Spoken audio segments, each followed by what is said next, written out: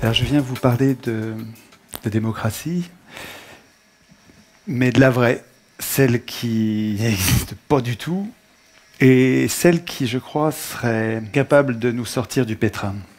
Je suis prof à Marseille et en 2005, j'ai commencé à exister. Je me suis réveillé politiquement à l'occasion d'un débat public en France, où on nous consultait sur une prétendue constitution, et en la lisant, je me suis mis en colère, j'ai trouvé que c'était dangereux.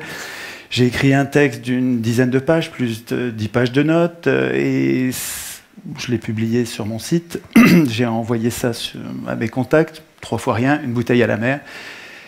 Et puis, il s'est passé quelque chose qui a transformé ma vie. Les gens s'en sont emparés, ça correspondait à quelque chose qui leur manquait. Et je passais des nuits, pendant des mois, j'ai passé des nuits à essayer de répondre à ces gens-là, surtout d'ailleurs ceux qui ne m'aimaient pas, en essayant de leur prouver qu'ils avaient tort, qu'ils se trompaient. Et progressivement, donc là, il y a les journaux qui s'en sont emparés, les télés, les radios, tous ces gens-là sont passés à la maison. Le compteur du site se transformait en ventilateur, il y avait 40 000 visites par jour, 12 000 mails en 2 mois. Et finalement, rétrospectivement, ensuite, je me suis aperçu que c'est le regard des autres qui était en train de me transformer, qui était en train de me donner une force inouïe. À la fois le regard des autres, positif, qui attendaient de moi quelque chose, et il fallait que je sois à la hauteur. Et puis les regards de ceux qui ne m'aimaient pas du tout, qui se méfiaient de moi, qui disaient que j'étais un imposteur, un bon à rien, quelqu'un qui n'était pas à sa place. Et j'avais envie de leur montrer qu'ils se trompaient. Et ça tendait le même ressort, mais donc c'était vraiment tous les regards me donnaient une énergie considérable et qui marche encore aujourd'hui, qui marche vraiment absolument aujourd'hui. Et j'ai découvert que c'est une vieille affaire, que les Athéniens appelaient ça la vergogne. Et je trouve que c'est un concept très intéressant et essentiel. Pour les Athéniens, le bon citoyen donnait de l'importance au regard des autres. Ça le poussait à la vertu. Quand les autres comptaient sur lui et le récompensaient de leur regard, ça lui donnait l'intention d'être vertueux. Et quand les autres avaient un regard réprobateur, ça les incitait à ne pas sortir, ça incite le citoyen à ne pas sortir du sentier de la vertu. Et c'est vrai que ça marche. Les gens qui ont de la vergogne sont plus vertueux que les autres. Et donc inversement, ceux qui n'ont pas de vergogne sont extrêmement dangereux, au point qu'à l'époque, vous avez des mœurs plus brutales que nous aujourd'hui. Pas obligé peut-être de les mettre à mort, mais on pourrait éviter de leur donner des responsabilités. Depuis, finalement, je me donne du mal pour... Pourquoi ?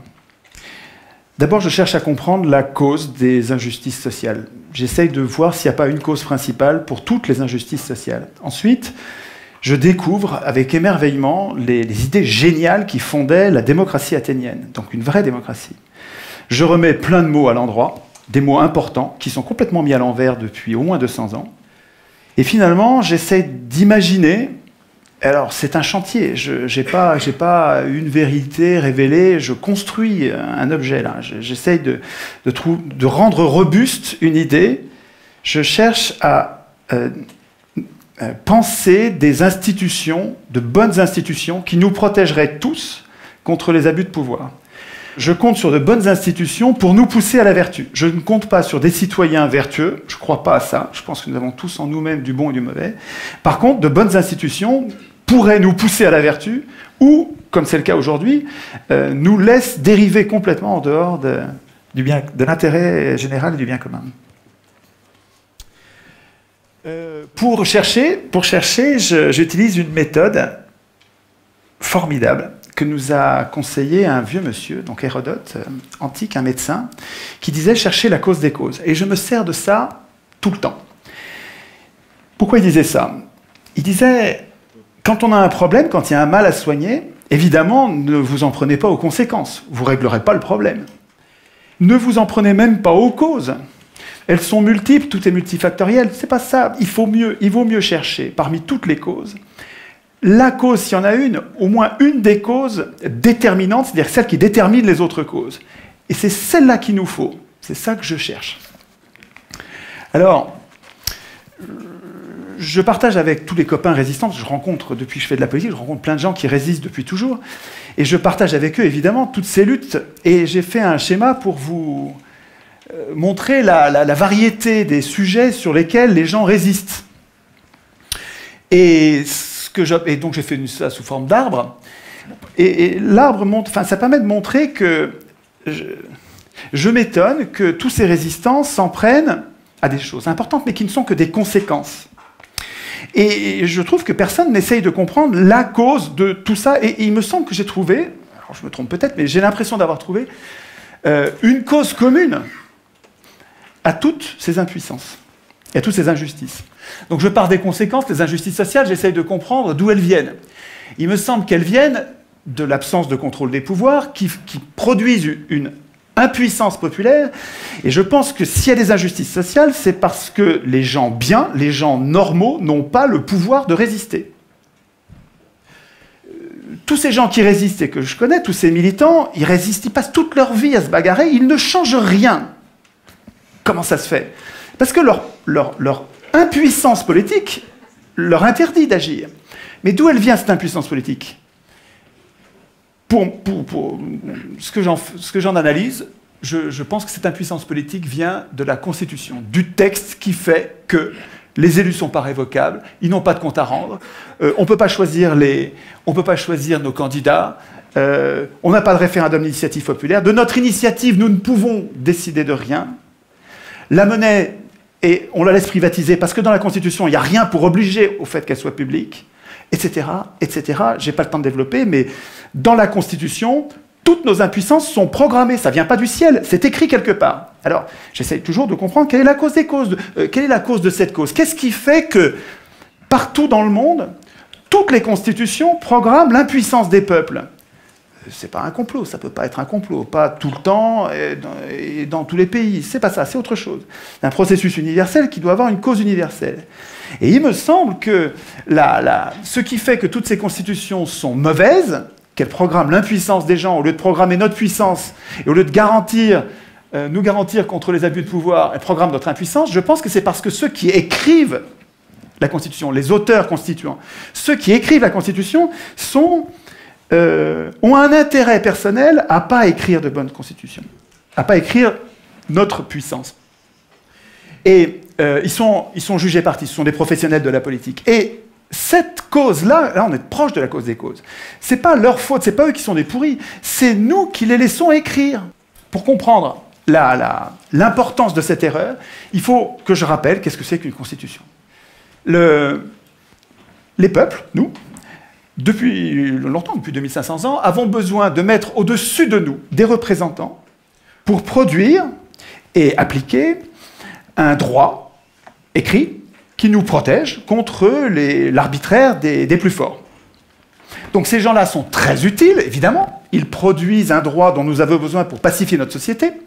Mais en même temps, ils sont très dangereux. C'est-à-dire que si jamais ils se mettent à abuser, s'ils se mettent à servir les intérêts d'une caste au lieu de servir l'intérêt général, ou s'ils se mettent à abuser du pouvoir en devenant fous, puisque le pouvoir les rend fous systématiquement.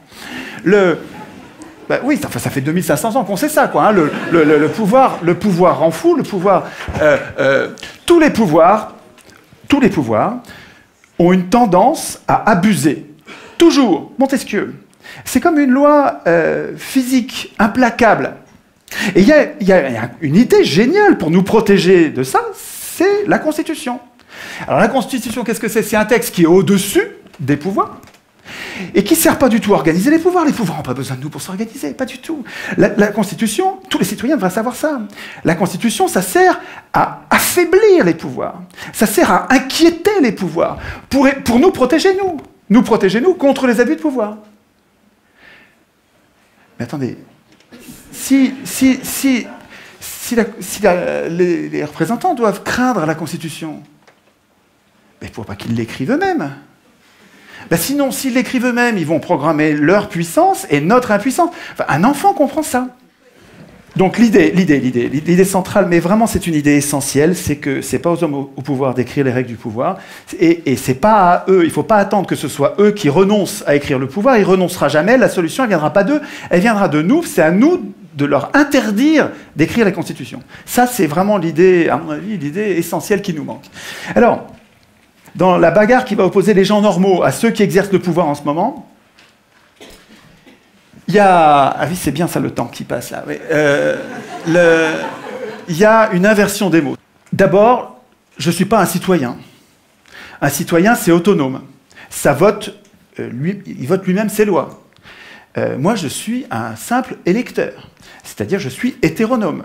Je subis la loi écrite par quelqu'un d'autre. Nous appeler citoyens, c'est nous payer de mots. On se la pète, mais on n'est rien du tout. Qu'est-ce qu'on fait dans cette démocratie? Dans cette prétendue démocratie, qu'est-ce qu'on a comme droit? On a le droit de désigner des maîtres politiques qui vont tout décider à notre place pendant 5 ans. On les désigne parmi des gens qu'on n'a même pas choisis. En plus, c'est les plus riches qui les choisissent.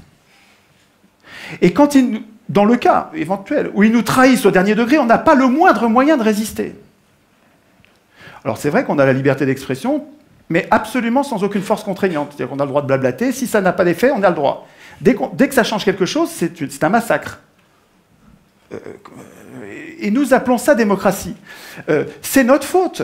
Nous devrions faire la grève de ces momentaires. Nous devrions refuser d'appeler démocratie ce qui est son strict contraire. Nous participons à notre impuissance politique en acceptant d'appeler démocratie ce qui est la négation même de nos droits. C'est-à-dire que quand on accepte d'appeler ça démocratie, on n'arrive même pas à formuler la solution.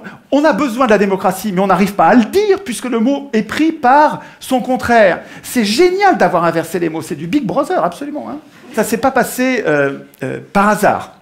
C'était pas bien au début, en 1789, quand ça a commencé il y a 200 ans, et puis ça s'est pas dégradé. C'est pas du tout ça. Sieyès, un grand penseur de la Révolution française, une pointure, hein, je ne vous parle pas d'un second couteau, écrivait en 1789. Les citoyens, ouvrez les guillemets, hein, c'est Sieyès qui parle. Les citoyens qui se donnent à eux-mêmes des représentants ne peuvent pas écrire le droit, ne peuvent pas du tout, doivent renoncer à faire eux-mêmes les lois. Ils n'ont pas de volonté particulière à imposer. S'ils dictaient des volontés, la France ne serait plus cet État représentatif, ce serait un État démocratique. Le peuple, c'est toujours du Sieyès, hein, le peuple, je le répète, dans un pays qui n'est pas une démocratie, et la France ne saurait l'être, le peuple ne peut parler, et ne peut agir que par ses représentants. Attends, ce gars-là n'était pas un démocrate. Et il savait très bien ce que c'était la démocratie. Vous allez le voir dans un instant. Tout le monde savait, avant 1789, tout le monde savait, Montesquieu, Aristote, ils savaient tous que l'élection est aristocratique, donc oligarchique. Aristote le disait explicitement, je vous passe la citation. Montesquieu le disait aussi explicitement, je vous passe la citation. Vous irez sur le net pour chercher, il faut que j'aille du temps. Je voudrais insister, ça c'est super important. Il y a 2 choses très importantes. Pendant 200 ans de tirage au sort à Athènes, où il y avait des riches et des pauvres. Ok, je sais qu'ils avaient mis de côté les esclaves, je sais qu'ils mettaient de côté les femmes. Je ne vous parle pas de ça, je vous parle des citoyens. Les citoyens de l'époque, il y avait des riches et des pauvres. Pendant 200 ans de tirage au sort, c'est des pauvres qui ont dirigé toujours. Toujours. Au contraire, on a un autre exemple. Alors, on a deux exemples historiques, avec des faits. Ce n'est pas des opinions, c'est des faits. Pendant 200 ans de tirage au sort, le tirage au sort, c'est les pauvres qui gouvernaient. Il y avait des riches, mais ce n'est pas eux qui gouvernaient, c'est les pauvres qui gouvernaient.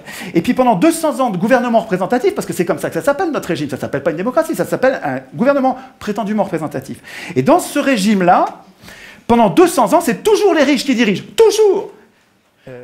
Moi, ma question, puisque le tirage au sort donne le pouvoir aux pauvres, le pauvre c'est 99%, hein, puisque l'élection donne le pouvoir aux 1%, des ultra-riches, mais jusqu'à quand les pauvres, les 99%, vont-ils défendre l'élection comme si c'était une vache sacrée? Enfin, je veux dire, pour moi, il y a quelque chose d'indéfendable à voir tous ces pauvres qui défendent l'élection alors que le tirage au sort leur rendrait le pouvoir.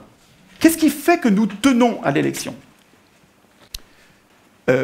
Je pense que c'est parce que c'est pas la raison, parce que les faits montrent que nous n'avons pas intérêt à ça. Mais par contre, c'est les mythes. L'école dite républicaine nous apprend que depuis qu'on est tout petit, que élection égale démocratie, démocratie égale élection. Alors, depuis que tout petit, on le croit. Et donc, il y a une période de désintoxication de ces mensonges de pouvoir. Il faut arriver à remettre les mots à l'endroit. Nous ne sommes pas en démocratie, et ce dont nous aurions besoin, c'est une démocratie avec du tirage au sort qui nous libérerait de ceux qui veulent le pouvoir. pour changer les choses, il me semble que nous ne pouvons pas compter, il ne faut pas compter sur ceux qui ont le pouvoir en ce moment. La solution ne viendra pas d'eux. La solution, elle viendra des gens normaux, des gens simples, des gens qui ne veulent pas de pouvoir. Et là, il faut que vous connaissiez cette pensée d'Alain, qui est un penseur formidable, à connaître absolument, qui disait « Le trait le plus visible de l'homme juste est de ne point vouloir du tout gouverner les autres, et de se gouverner seulement lui-même. Cela décide tout. Autant dire que les pires gouverneront. Si les gens bons ne veulent pas gouverner, et qu'on donne le pouvoir, comme dans le gouvernement représentatif, à ceux qui le veulent, les pires gouverneront. Ce piège qui est désespérant d'Alain, Alain, il a raison quand il dit ça, il a raison dans le gouvernement représentatif. Parce que tant qu'on donne le pouvoir à ceux qui le veulent, tous les gens qui sont justes, qui sont bons, qui ne veulent pas du pouvoir, on ne les aura pas. Alors que on peut sortir de ce piège de cette tenaille, je pense, avec une vraie démocratie. Une vraie démocratie où vous donnez le pouvoir à n'importe qui, et les meilleurs d'entre nous sont parmi ces n'importe qui ne veulent pas du pouvoir. C'est la démocratie qu'il nous faut. Mais c'est à nous de le vouloir. Il ne faut pas attendre que nos élus le veuillent. Ils ne le voudront jamais. Les élus, ils ne veulent pas la démocratie. Ça les foutrait au chômage, la démocratie. Le tirage au sort, à Athènes, il donnait un tout petit peu de pouvoir, pas longtemps, et jamais 2 fois de suite, avec plein de contrôles qu'il faudrait prendre le temps d'expliquer, ce qui fait que les Athéniens, ils donnaient ce petit peu de pouvoir pour le garder pour eux. Ce n'est pas les tirés au sort qui votaient la loi. Les tirés au sort, ils faisaient la police, ils faisaient la justice, donc ils appliquaient les lois, ils faisaient les préparations des lois, parce que les Athéniens, en assemblée, ils ne pouvaient pas préparer les lois. Et parce que les représentants étaient affaiblis par le tirage au sort, les citoyens avaient la garantie qu'il restait le souverain.